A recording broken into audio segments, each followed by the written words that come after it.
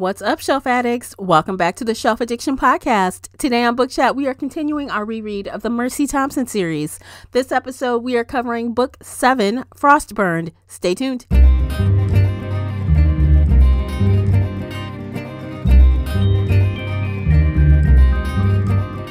Hey everyone, I am your host, Tamara, and welcome back to the podcast. If you're new here, we're going to feed your shelf addiction with fun book conversations, bookish topics, and more. It's like listening in on your favorite book club. Participate in this discussion by joining the Facebook group Shelf Addiction Official or over on the Book Clubs app. I hope to hear your thoughts on today's show.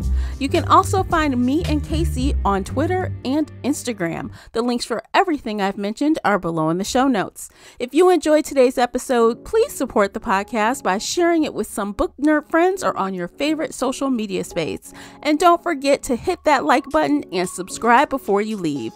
That will really help me out, and I appreciate you for doing it.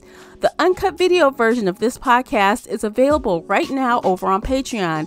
Join us there for exclusive videos, including after shows and more. So if you're interested in that at all, you'll need to come over onto Patreon and sign up. As always with Book Chats, we talk spoilers here, so you've been warned. Without further ado, let's begin. Joining me is feature co-host Casey from Heartful of Ink. Welcome back, Casey. Hello. I'm so happy and excited to be here. Like always. Yay. Always. Yes. Always. Yes. So today we are doing another installment of our reread of the Mercy Thompson series. Today we are talking about Frostburned by Patricia Briggs, 7th in series, published March 5th, 2013 by Ace and Penguin Audio. The paperback is 308 pages. The audiobook is 10 hours and 2 minutes, narrated by Lorelei King. Casey, would you please share the synopsis? Mercy's life has undergone a seismic change. Becoming the mate of Adam Hampton, the charismatic alpha of the local werewolf pack, has made her stepmother to his daughter Jessie, a relationship that brings moments of blissful normalcy to Mercy's life. But on the edges of humanity, what passes for a minor mishap on an ordinary day can turn into so much more. After a car accident in a bumper-to-bumper traffic, Mercy and Jessie can't reach Adam or anyone else in the pack for that matter. They've all been abducted. Through their mating bond, all Mercy knows is that Adam is angry and in pain. But she fears Adam's disappearance may be related to the political battle the werewolves have been fighting to gain acceptance from the public, and that he and the pack are in serious danger. Outmatched and on her own, Mercy may be forced to seek assistance from an ally she can get no matter how unlikely. So if you guys tuned in even for a few minutes, if you tuned in on our live reading sprints for this, which took place earlier this week, you'd have seen that neither Casey or I remember what the heck was going on in this book. Neither one of us. Not at all. Not a bit. I'm like, wait, this is like brand spanking new to me. And that's, I don't know what to say. I don't know what that means that I had no memory of this book. I was the same. I know I've read this book like at least 3 times. And I remember the car accident with Jessie in the beginning, but that was the only thing I remembered. I could not remember anything else about this book. Same. So when I figured out who had Adam, when it was told, I said, oh yeah, those guys. I remember that. But then I kind of forgot again. And then at the end, I'm like, oh yeah, I remember her, get rid of all these ghosts. But like in between, I'm like, I don't know what's going on. I'm just here for the ride. It was very strange experience. It felt brand new to me the entire time, literally up until the very end with the plot twists and everything. I was like, I have no memory of this. No, I didn't know. I didn't remember that. Which is not an indication of the book. It was a really, really good, exciting book. I just guess that, now that we're 13 books total, so many of the other plot lines overshadow each other. And this one, I was just like, I have no memory of it. Yes, and actually up until the end there, right when it was revealed who the money man was, right? I'm like, oh, yeah, I forgot that. I did forget that specifically. I'm like, oh, yeah, she is really, you guys, Briggs is really good about bringing in past villains and past things into a newer book. I'm like, wow, that must have been some real plotting to figure out to bring him back. Oh, yeah. Because he comes back. Well, he doesn't come back, but they fight in this orchard again, right? In this vineyard. Mm-hmm. Yeah. Yeah. I vaguely remember the future fight. But this one, This I was vineyard just is like, like the nope. place for showdowns, apparently. It is. It is. Because I'm, where are they? What's happening? It was so fun. But when I finished it, I'm like, oh yeah, I enjoyed that book, as I always do. I always enjoy these. Same. Yeah. It was really good and really exciting. For like the last 3 Mercy books, book 4, book 5, book 6, we've kind of complained a little bit. We've said it's a little slow. You know, Bone Crossed took over 100 pages before there's any real action. Mm-hmm. With the last one, River Marked, there was a lot of buildup with the wedding and the honeymoon and Adam and Mercy having a good time together. And we talked about that literally last week. Mm-hmm. This book starts off with action and it never stops. Yeah, it keeps going. It goes until like literally the last page. There is nonstop action. Yeah, she was feeling very action-packed with writing this book. It's very different pacing, I think. But there was also something else very different that we've never received in a book before this one. And that starts with chapter 6. Yes! We get a chapter from Adam's point of view. I'm like, oh, yes! There it is. Finally! I'm like, oh my gosh, I forgot. It was in here. I was so happy to see it. I'm like, this is great. I knew we got some chapters from him in the later books, but like you, I forgot it was this book specifically. Yes. And even just before that chapter, Mercy kind of used her magic and pact bonds to merge with Adam. Mm-hmm. So we were kind of seeing from his point of view. And as soon as that happened, I was like, oh, maybe this is where it starts. And like, we kind of see Adam's point of view, but we don't get all of it. Yes. But no, we got all of it. Again, like I could not remember a single thing. So we got chapter 6, chapter 8. Was there one more? Mm-hmm. I think it was just those two.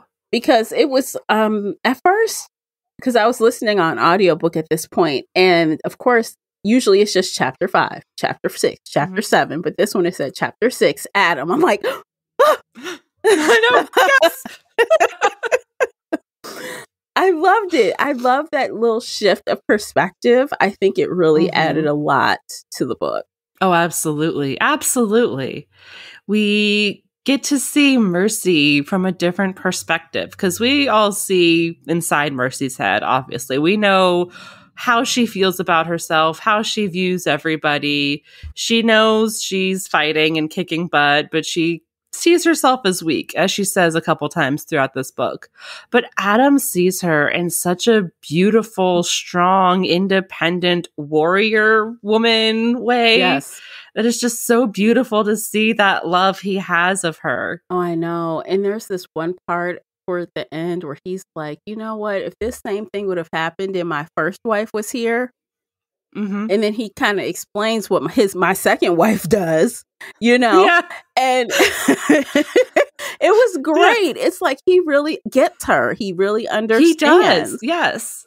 And for those of you who don't remember that line, Adam says, you know, what would my first wife do? And Mercy goes, she would have filed for divorce and run away and cried to everybody. Yes. And he's like, well, my second wife, she, you know, saved my daughter, saved the pack who wasn't taken.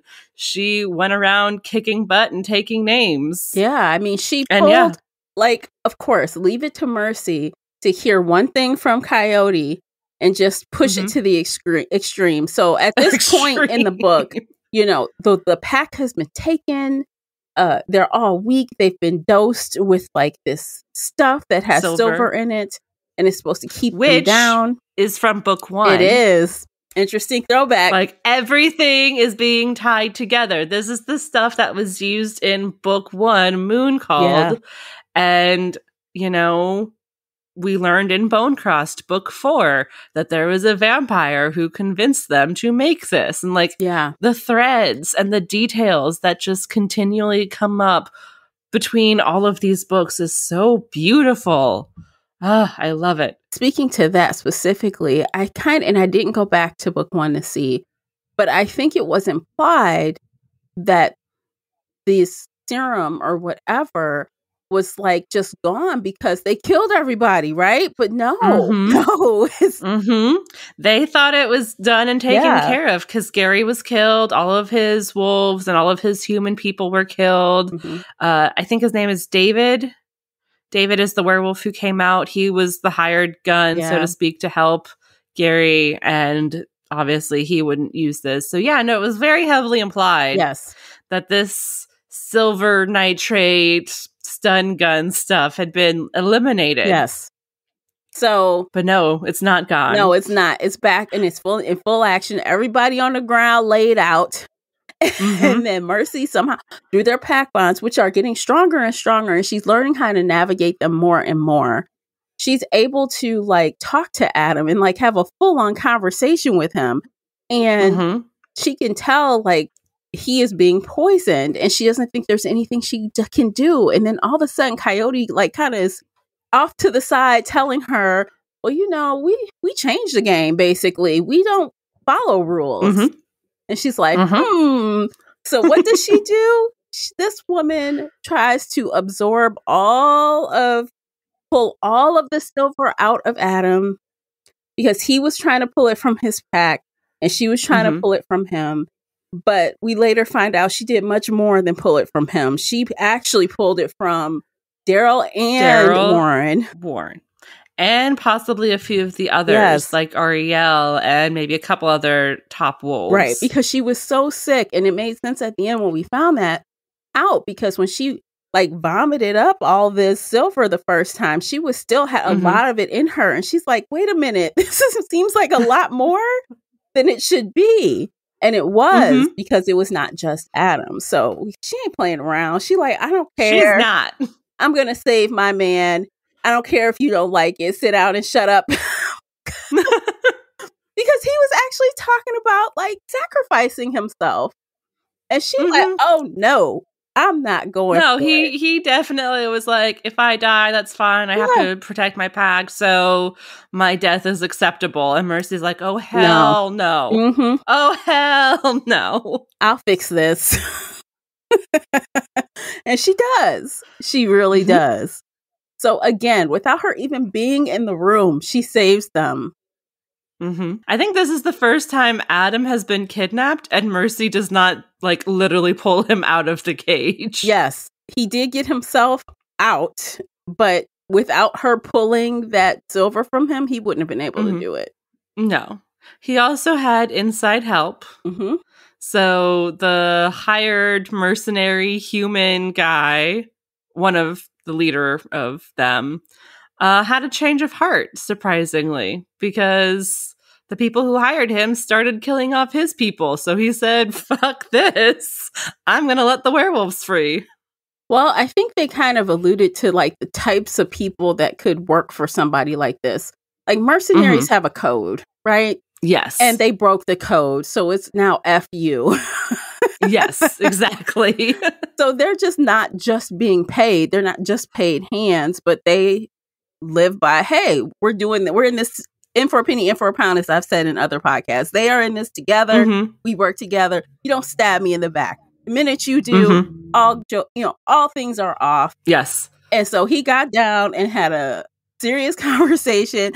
And because I think they were both military people, and of course Adam is so smart, he knew the things to ask this guy. And he's like, oh, you asked the right question. Because he wasn't just going to volunteer all the information, but he gave it up when he was asked. And so, yeah, he got a lot out of that. And then he handed Adam the keys, left the door unlocked, and was like, peace. I'm going to drive my men away. You do what you got to do. Because he knew he was going to kill them all. And he's no problem. I don't have a problem. Exactly. Which he did. Oh my God. That scene, y'all. Adam went room to room, just slaughtering people. He was trying to be quiet at first, but then he found the kill room, which had the list of every single person in the pack. It had all of the humans associated with them. So people who were mated to humans, possibly had human children. Mercy and Jesse were on the list. The Gabriel Sandoval was on the kids list. were on there. Sylvia was on His there. mother. Yeah. Yes. Which Mercy had stashed Jesse and Gabriel there, thinking that nobody would check because Gabriel had issues with his mother. But no, they had them all on the list. Yeah. They were going to kill him. Yeah. And then he suddenly got he got a taste for that blood. And that is what happened. And the one time he's like, he wanted to eat that girl. He wanted to eat her. I'm like, oh my God. He was like, I'm hungry. He's like, oh. And he just said, only when I'm in this form do I like crave human people to eat, but which is good. Like, he's not just a cannibal off GP, but he's a werewolf and he's hungry, but well, I don't know. She get what she deserved. Everybody in that entire building got what they deserved. And there was one sad thing that we didn't mention during the live because it is a spoiler, but Peter was killed. Yeah. And Peter is the most submissive person in their pack. He was over 200 years old, made it to Honey. Yeah. And the pesky, annoying human man just pulled out his gun and shot Peter in the head. And that happened, I think, in chapter 3. And it was honestly, it was so sudden. He could have shot anyone. He wasn't even, he didn't know who he was killing. He just wanted to make a point. He just pulled out his gun and aimed and shot, and it just so happened to be Peter. Yes. And it was absolutely devastating for everyone, yes, including Honey. Oh, yeah. And then Adam left that kill for Honey. So she got to avenge her mate, which was good. Yes. Because she needed that, and he knew it. He's like, I'll kill everybody in here, and I'll leave this one for Honey. This one for you. You go ahead. He gave a little nod of the head, like, go on up there. He's waiting for you.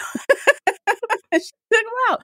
I'm like, maybe that will give her some peace knowing that she did that. And I think so. To me, it was almost even more sad beyond the fact that he was killed is that his ghost was still there. His ghost later. I'm like, oh my God, Peter is still here. He is still here.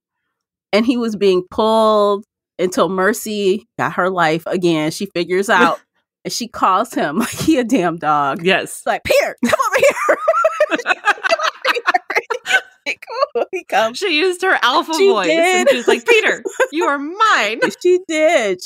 And it worked. He was able to. It did. Yeah, but man, and then of course the whole ghost thing, we'll get into that, but the fact that Peter was still there, it really broke my heart a little bit. I'm like, oh man. That scene and then the very, very final scene, like the last page, that broke my heart. I know. He was a very different ghost. He wasn't repeating or anything. He was very aware. Oh, yeah. He knew who he was. He knew what he wanted. Like, he was able to communicate and tell Mercy things. He was a very intelligent ghost. And he even said, oh, I just want to lay next to Honey one more night or be next to her. I'm like, oh my God. Oh. Well, and Honey has not been the best, easiest person to get along with, but I wouldn't wish this on anybody. No. Like, she didn't deserve this pain. No one does, really. But to have that happen right in front of you, oh my gosh, that's even more jarring to have to witness it. And so I did feel bad for her in this book. But, even during her little snooty times, she's mourning. So, of course, Mercy didn't want to leave her with kids. Yes. Mercy didn't want, because she thought she would be volatile. Yes. So when she decides to go, she's sorting out who comes and who stays. And she says, Honey, you're with me. And Honey looks at her. She's like, I'm in charge of you. Get over here. Shut up and come on. Like, and then, oh my God, the best part of it all is we just recently, leading into this scene, we found out that a seal shows up in this book. Yes. So in that scene, he's like, wow, they really listen to a coyote, don't they? Like, whoa, you got control of this pack, girl. Okay. I think he was surprised, but He was a little surprised. Yeah. So Asil has been a very predominant character in the Charles and Anna Alpha and Omega series. We meet him like instantly in book 1. He's described as a very scary wolf. But he's also very soft and gentle around Anna because she's an Omega who reminds him of his wife. So, like, reading him in that series, you kind of forget how scary he is. Yes. But then as soon as Mercy met him, she was almost terrified like, of him. More. She's like, oh my God, the more is here. What am I doing? What do we do? But then she chills. She's like, okay, if Bran sent him, it's fine. If Bran sent him, it's okay. But she does kind of throw him in that same lot with Charles. Like his fear factor of him is in that same realm of Charles. Oh, yes. And that's a good thing because he is a very scary dude. He is very volatile. When he killed that Fae, he was ready to go kill some more, and like his wolf was right on the edge, ready to pop out. Yeah, he was hungry. He was like, "Oh!" And then Mercy's like, "Wow, I'm surprised he was willing to just kill her, kill anybody, because death and destruction." But he kept it together, though. He kept it together. He did. I love his character. He's such a good character. I love him so much. And again, like if you haven't read the Alpha and Omega series yet, go read it. You get to see him. You get to see Charles. You get to see Anna. And it's just amazing and adorable. Yes. And action-packed and awesome and, well written, well rounded out. Highly. If you like Mercy, you'll love Charles and Anna. Oh, absolutely. Asil even had that one short story with that girl. I can't remember. Kara, yes. He is so sweet in that story. You forget that he has any negativity attached to him. Yeah. So for those of you who don't remember, Kara was introduced back in book 2, Bloodbound, when her father approached Mercy because his teenage 13-year-old daughter had been turned into a werewolf and he was caging her every month and didn't know what to do. So she ended up moving in with Bran's pack in Montana. And in their short story, she befriends Asil the more. This scary beast of a man. They become fast friends. Honestly, story. It's really cute. It's really adorable. So it's just like all that just to say that Asil is a really great character. And don't sleep on him. Like if you haven't read the other series, like Casey said, definitely do because it's worth it. He shows up quite a bit. Absolutely. Yes. Yeah. Yes. But again, like it was just so funny to like have all of these nice, sweet stories of him in my mind and then see Mercy like open the door and realize who he is, and she's squeezing Kyle's arm like, oh my God. I'm more scared of this man than anybody else we've met so far. He's the guy, the boogie monster. But that's how they are. Like a lot of the scary wolves, they are scary, but they're multifaceted.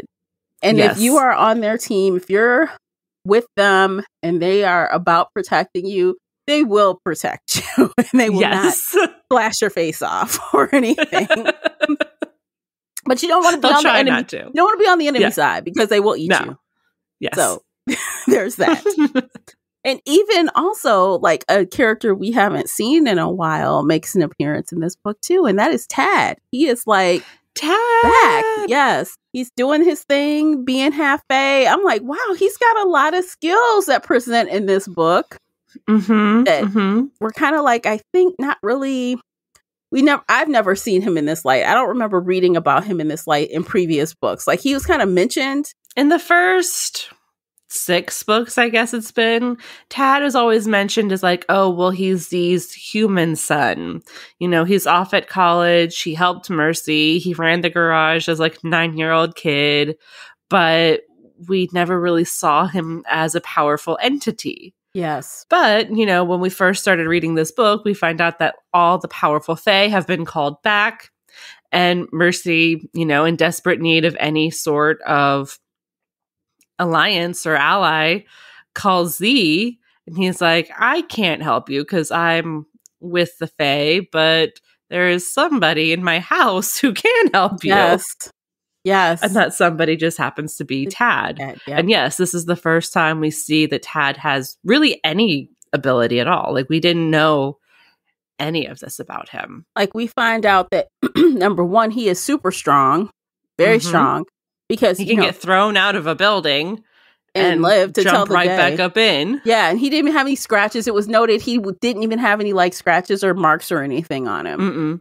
So he's very resilient in that way, so, and also he has this real power of not, what is the word I'm looking for? Not where he can control things, but he has like this shimmery, like glittery personality where he can make like, pay attention to me over here. Don't pay attention over there. I'm putting on a show. I'm being, he's I feel like that's almost just charisma. Yeah. And just him and how he presents and how he acts. And he's very good at telling the truth without telling the truth or telling half truths. So you fully believe everything he's saying without questioning what he's leaving out. Yeah, so his father taught him that. Yes, his father taught him very well. And I do kind of wonder, though, if the charisma has like a touch of magic on it. Like, probably not like a little bit possessing or, what is the word when vampires look at somebody and tell them what to do? What is the word? Like mind control? Mind control, or it's another word. I tried to remember it in the other podcast we did, and it's the same dang on word. Oh, no. And then, believe it or not, after the Vampire Academy discussion, I remembered the word, and now it's gone again. Oh, no. There it is. Compel. That's the word I'm looking for. What a mess. So that's okay. He can't compel people per se, but he is able to sway, right? I guess sway thoughts and not necessarily like tell them what to think, but he can, with his words, convince them. So it's a powerful skill to have when you know how to use it. Oh, definitely. And he is wielding that magic. Yes, he's got magical objects. And speaking of magical objects, y'all, okay, we need to take a quick break, but we're going to talk about magical objects because there are some in this book. I don't want it to get away from us, so it's break time. Check out these commercials. Do go on over to Amazon and pick up the book review journal. There's a link in the show notes. It's amazing. I was just using mine this morning, writing down stuff. Yes. And we'll be right back. Stay with us. Today's episode is brought to you by the Shelf Addiction merch store.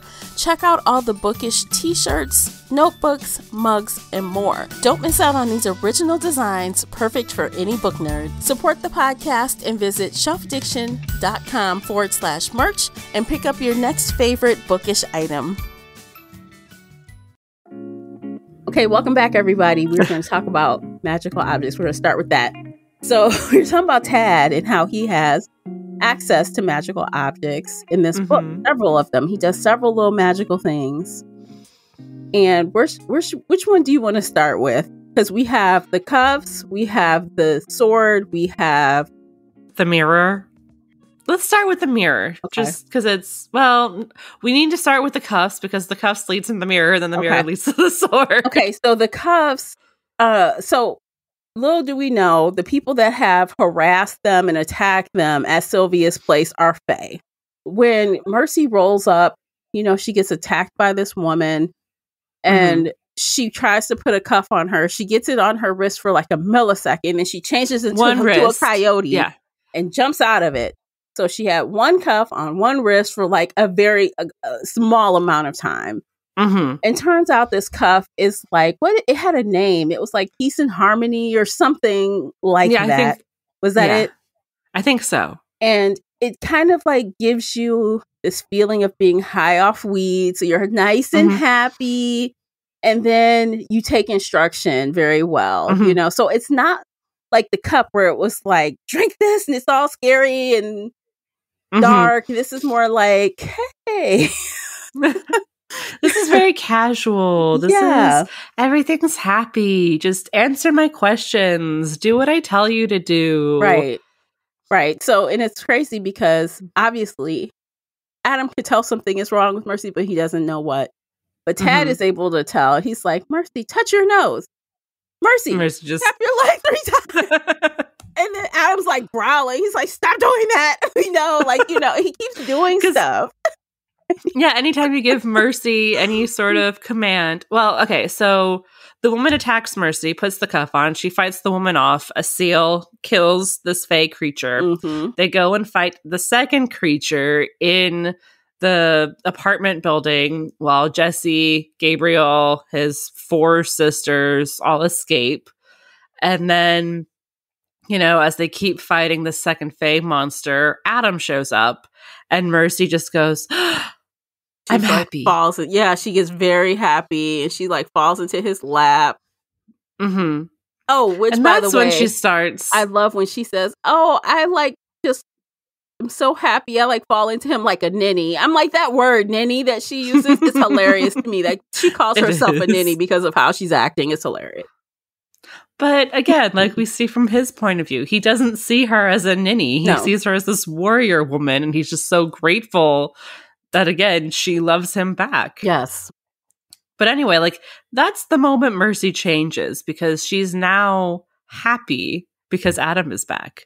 And so all of a sudden, she just starts listening to everything, or starts doing what people say. So Tad says, touch your nose. And she's like, I wonder why he wants me to do that, but I'm going to touch my nose right now. Mm-hmm. So then they all pile into the car and drive off to Tad/Z's house. We're getting this from Adam's point of view because Mercy's just sitting there, happy and stoned and listening to people and, Yeah, and Tad the whole time. And I know he's not doing, and it was explained, he's not really doing it on purpose. He knows he can't really tell wolves what to do. He'll say, hey, come on, Mercy, or hey, he is telling her things to do. And at that point, Adam's like, okay, we understand. Stop doing that. He's very pissed off about it. Because Adam loves Mercy for who she is. And who she is a fighter. And she would never just passively, shut the door or passively let him drive, run after Tad when he says, come along. Yeah. Adam wants her to fight. He loves that spark. And that's, we love Adam so much. Well, I think not only did, Mercy have PTSD from that last experience with the cup, but so did Adam. Absolutely. Adam had PTSD too, because he was feeling that. He was really starting to get that, I don't want anything controlling her ever. Ever. And, of course, after that was even broken, which they did go through some lengths to kind of get that to break, which we can talk about momentarily. Mm-hmm. But even after that, Mercy had a little flashback. You got to shake it off. Of course girl. she did. You know what I mean? She kind of fell right back into where she was, understandably, because these situations, while very different, they have an underlying similarity, and that is control of her. Absolutely, yes. But yeah, let's talk about how they broke the control of the cuff. So they go to Z's house. They climb up into the attic. They pass a weird ghost lady, which is kind of foreshadowing for the ghosts at the end. But they find this magical mirror, and Tad uses it to call his father out from the Fae reservation. And we see Z for who he truly scarily is at this point. No hiding. Asil notices exactly who he is, and he's like, oh my God. He is very perturbed. This scary motherfucker. Yeah.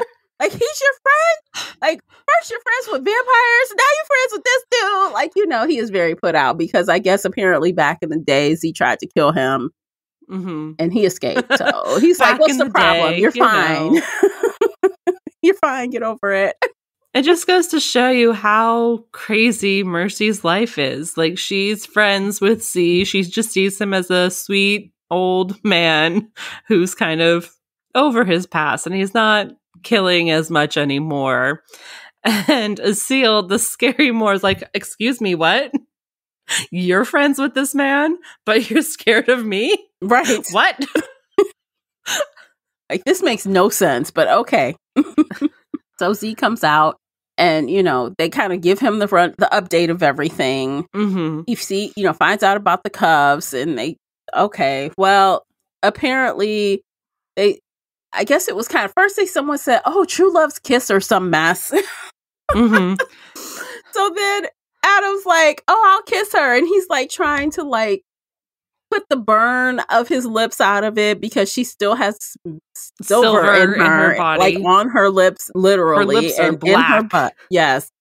He's like, I'm trying to remember all the things about Mercy. He's really trying to be passionate about it.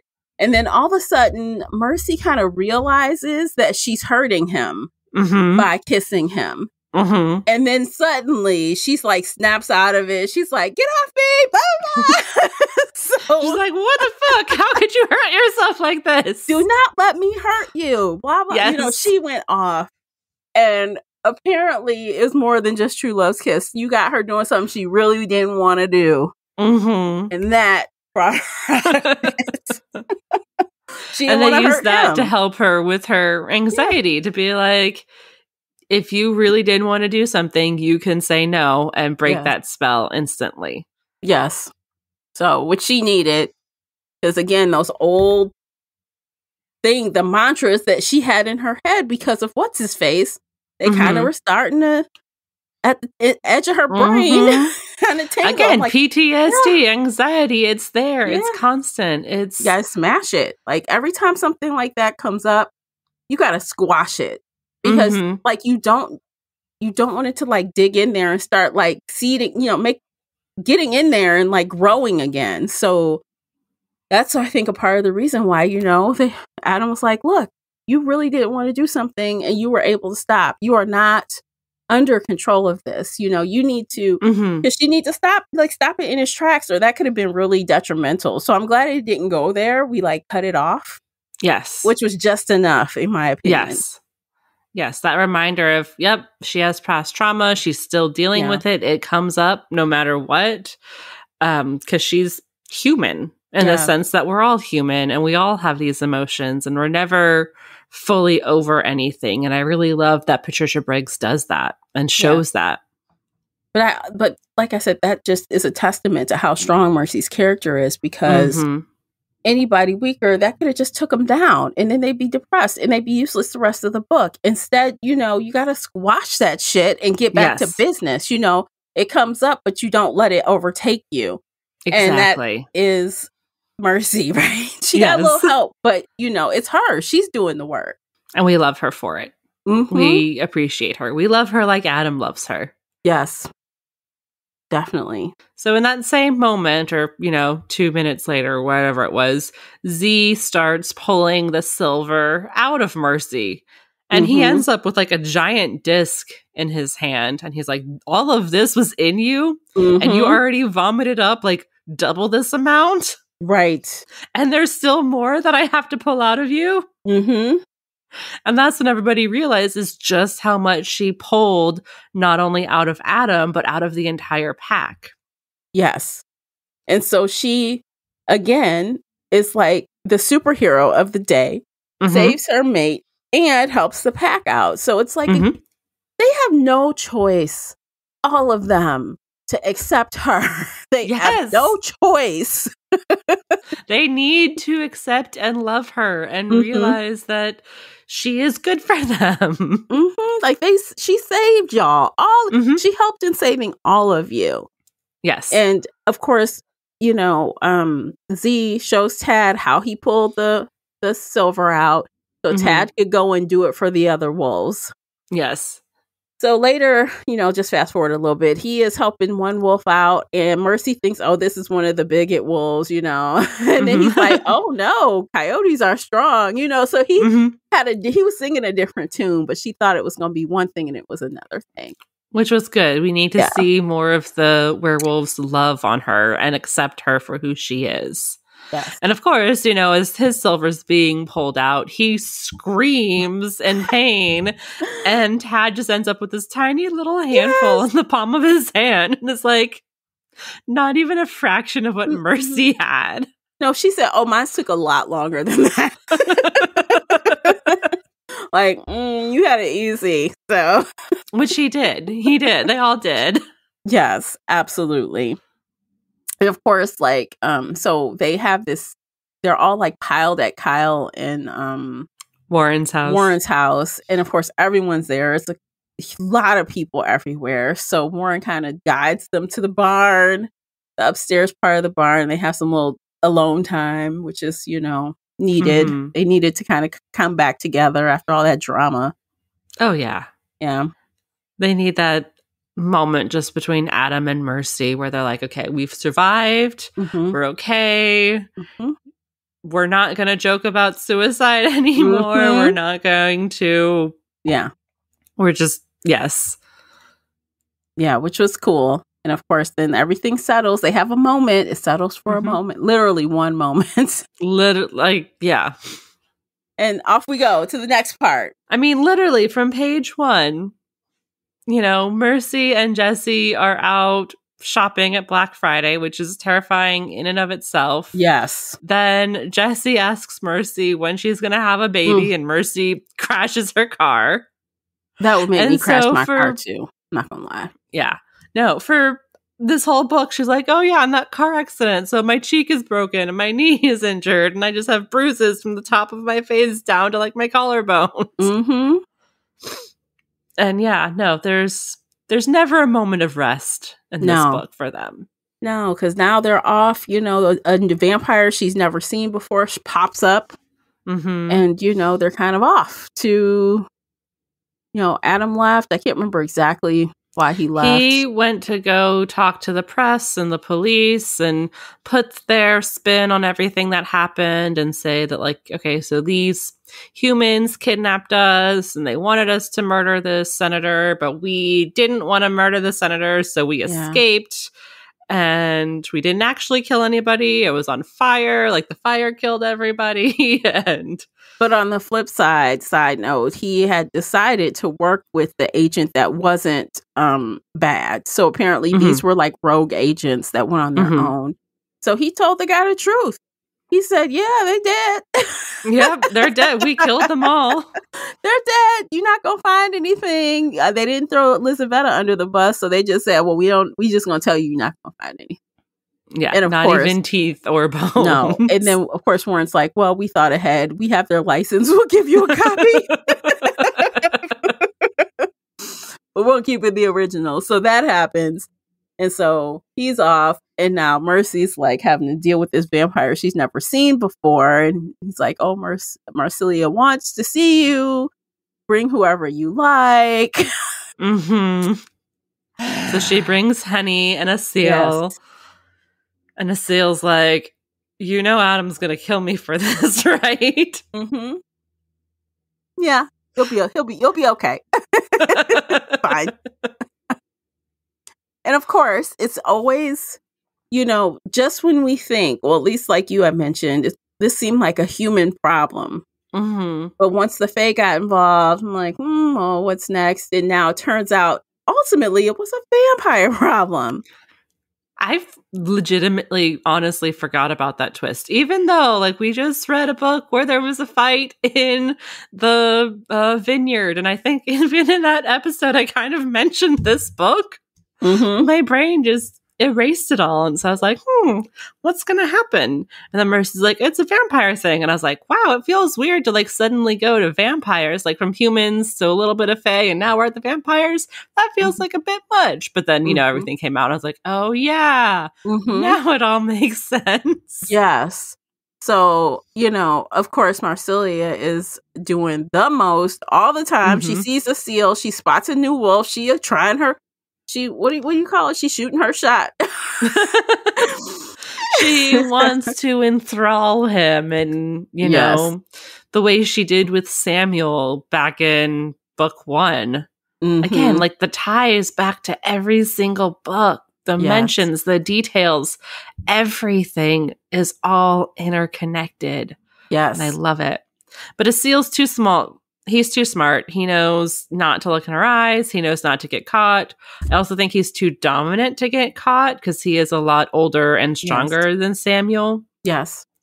And I think he may have tried to eat Marcelia if she did any more to capture him. She was delusional, She was. And of course, she is. Mercy takes another opportunity to kind of show her support of her protection, right? She's like, if you would don't do anything to him. If you try, you got to come through me. And Aziel's like, like, okay, like, I see what you're doing. Okay, I can defend myself, but great, no problem. So he was kind of playing his role, right? He was not being the big bad at that moment. We got past that, and of course, Stefan shows up.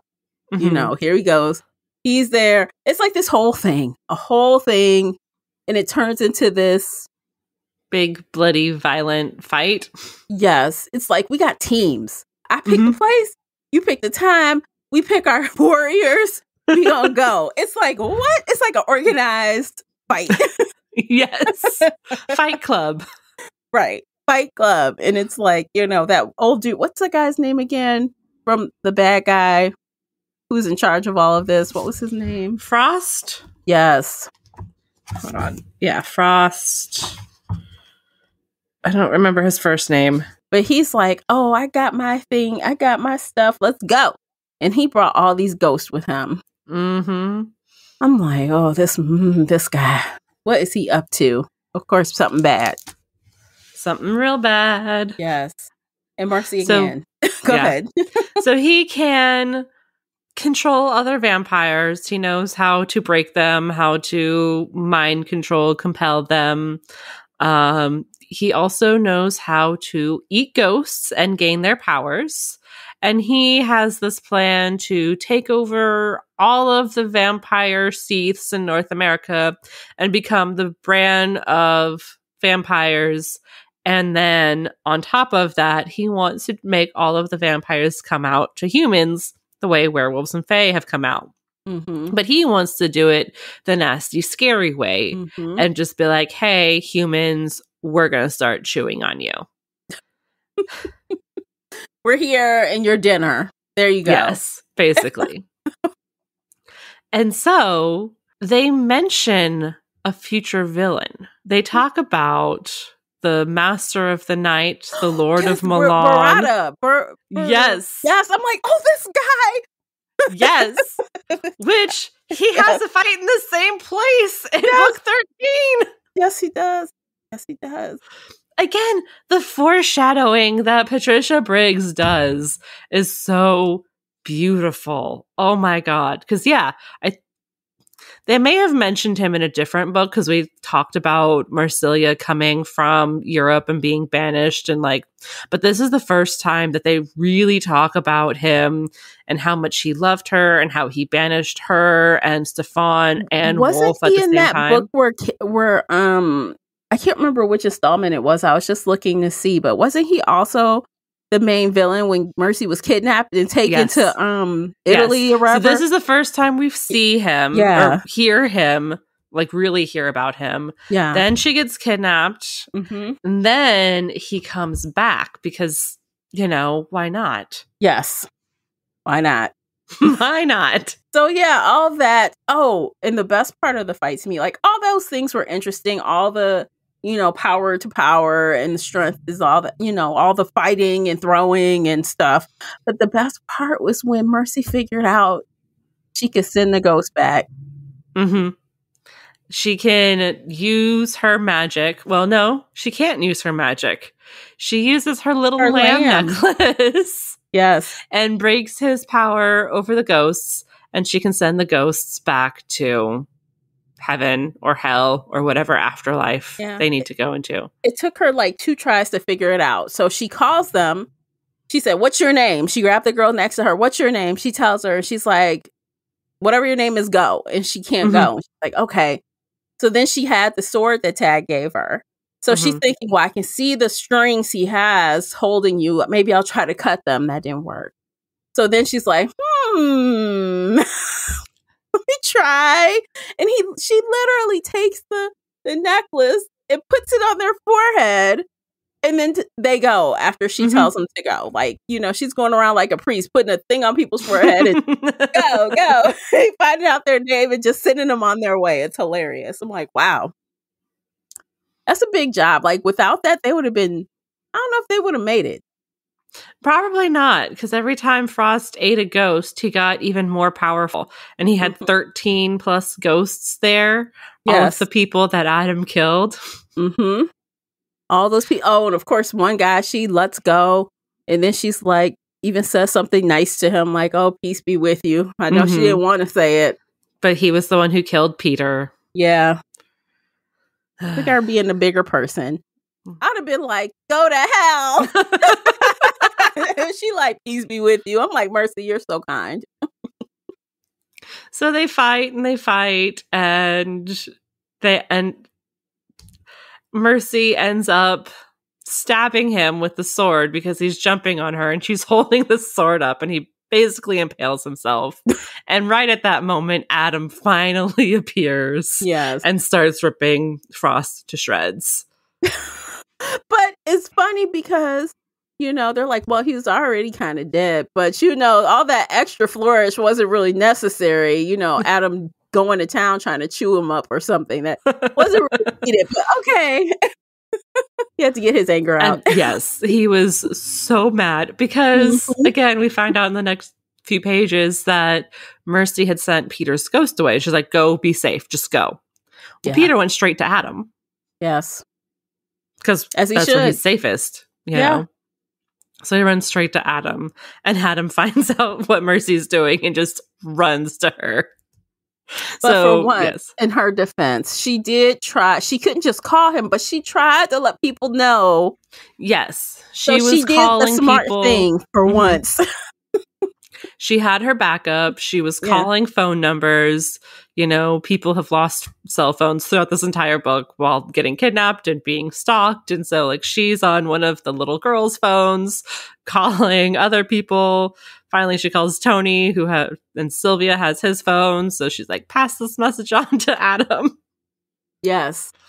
So at least she didn't run off because she said that's one of the rules of being married. You kind of got to let somebody know, what you're doing. So at least she did that. But he was still pissed. You know, I understand. Of course. I'm like, Lord have mercy. I know he was just really angry, though. I know he was, but he get over it. He'll get over it. Y'all both wild. Yeah. That's what it is. You just need to accept it. They both yelled at each other at the end for all of the shit. They just need to yell at each other, get it out, maybe fight in the garage, and then, you know, get over it. You guys both have a hero complex. Y'all both want to save everybody. Mm-hmm. And so that means y'all both going to do crazy things that you probably shouldn't do. Or you're going to do things you think you have to do to save people. You both do it. So just accept it. Exactly. Yeah. Oh my gosh. I think that's it. What do you think? Do we reach the end or is there more? I mean, we could talk about Ben. Okay, but no, we can't talk about Ben for a minute or two. Yeah, I mean, like, we have given Ben so much shit throughout this series. We have, and he has earned that shit. Like, he's not a very nice person. He has some traumatic history, but also he swears like a sailor. But when everybody else is being kidnapped, he manages to escape and get to Mercy and help Mercy get Jesse and Gabriel to safety. And he's, you know, a halfway decent guy, although he's mostly, you know, in wolf form throughout his helping adventure, I guess. Yeah. But also, like, he wants to help Kyle because he views Kyle as Pack. And Kyle is human and gay and being rejected by his own family. And the fact that Ben loves him this much just shows me that there is some goodness somewhere inside Ben. And so we're finally starting to see that twist. And I think Mercy's finally starting to see, you know, Ben's not just an asshole. Yeah. She didn't insult him as much in this book as she has in previous books. Yeah, so I'm hoping, doesn't seem... I feel like all the bad stuff was just really hearsay. None of it was proof. Like, you know what I mean? Like, she really had this horrible opinion of him. And I don't know, it was almost aggravating. It was. Yeah. So it was good that she was able to kind of let some of that go as he was doing stuff in this book. So hopefully we won't have to hear much more of that. Yeah. Hopefully future books. Ben's a good guy. We love Ben. He's still a bit of an asshole, and he swears a lot, but we don't hate him. Who cares if he swears? My gosh. That is the biggest... What is the problem? What is the thing? And I understand that Adam is old school, right? Adam is old, and he's old school, so he doesn't like to curse in front of ladies. But apparently he swears just as much, if not worse, than Ben when it's only men in the room. So what a hypocrite. Yes.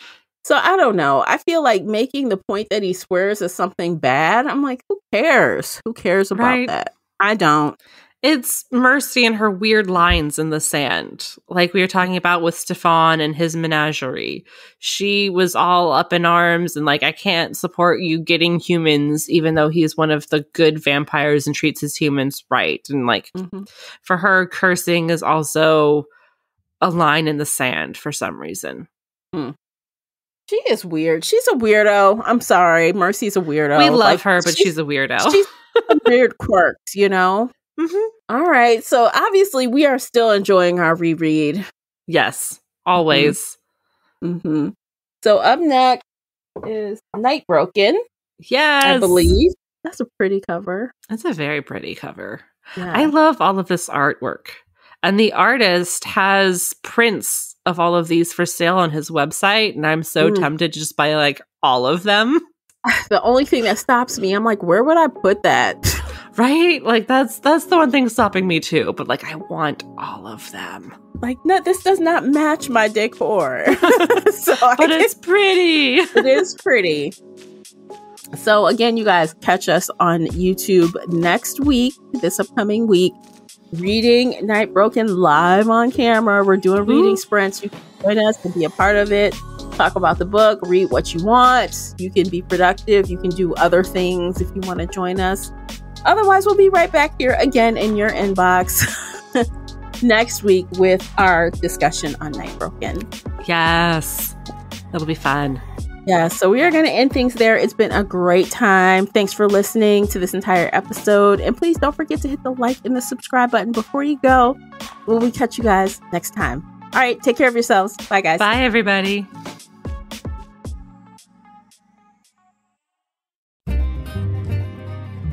If you enjoyed today's episode and would like to show your support, there are a few things you can do. Head on over to Apple Podcasts and leave a positive 5-star review, or like this episode on your favorite podcast player. It seems so simple, but it really helps me out. You can share this podcast with other book nerd friends or on your favorite social media space. You can also join the Shelf Addiction Patreon family. For as little as $2 a month, you will help us produce even more awesome content for your ears. You can also consider joining the Shelf Addiction official Facebook group, where we talk all things bookish and more in a safe space. The Shelf Addiction podcast is a part of the Nerdy Maven Network. You can also reach us via email at info@shelfaddiction.com. Thank you for listening.